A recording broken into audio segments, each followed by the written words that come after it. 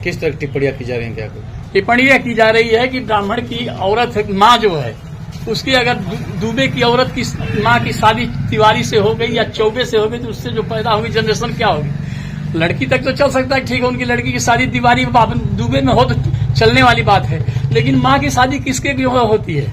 इस तरह की टिप्पणी जो है करना उचित नहीं है। कौन कर रहा है? यह शत्रुघ्न गुण राम के छोटे भाई हैं, प्रधान भी है, सन ऑफ लल्लन गुण, ग्राम चैनपुर। क्यों जाति प्रमाण पत्र रद्द हो गया? क्या मामला था? जात प्रमाण पत्र यह हुआ कि जात प्रमाण पत्र पर माननीय उच्च न्यायालय हाईकोर्ट ने जो है आदेश किया था कि जिलाधिकारी को कि जात का सत्यापन जिलाधिकारी करेगा।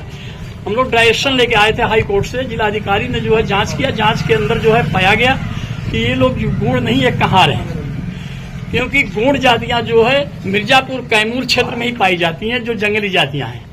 जंगली जातियां हमारे पूर्वांचल के अंदर कहीं है ही नहीं, और ये लोग जो है नाजायज जो है पैसा दे करके तहसील पर तहसीलदार वगैरह को और फर्जी प्रमाण पत्र बनवा करके उसका लाभ ले रहे हैं, जिसमें ये लोग जो है नौकरी कर रहे हैं, कोई मास्टर बन गया, कोई कुछ बन गया, भक्त जो है इस तरह का प्रमाण पत्र बनवा करके, और इसमें तमाम लोगों की जो है कि नौकरी भी गई कई लोगों की, और इसमें जांच प्रक्रिया चल रही है।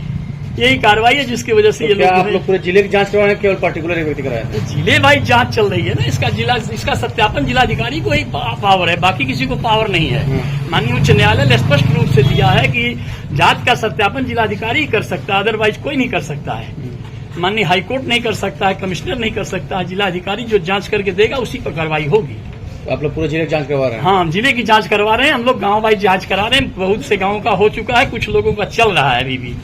हाँ, और इसके ऊपर हमने जिलाधिकारी महोदय से कहा भी कि श्रीमान जो है हर तहसील वाइज जो है चौपाल लगा करके और हर गांव सभा का निरस्त किया जाए, लेकिन अब तक उस पर कोई कार्रवाई नहीं हुई। जो लोग लगे हुए उनका निरस्त हो रहा है, जो लोग नहीं लगे हुए उनका वैसे पड़ा हुआ है। तो क्या लगता है कि जब एसटी का कोई है नए जनपद में तो क्यों कैसे प्रधानिक सीट आती है उसमें तर्क देते हैं लोग? भाई अब जो शासन की मंशा है, शासन क्या करता है, मैं तो बता रहा हूँ कि अभी तक जो है हमारे अनुसूचित जनजाति का भी सीट नहीं। 2015, 16, 17 के बाद 18 के बाद जो है सीट हुई है पिछले बार से, तब से जो है ये लोग 20-20 हजार 25 हजार नाजायज पैसा देकर के तहसीलदार लेखपाल को और फर्जी प्रमाण पत्र बनवा रहे हैं। जबकि त्रिपाठी साहब जिला अधिकारी थे, उन्होंने तहसीलदार को के ऊपर भी FIR दर्ज करने के लिए आदेश किया था।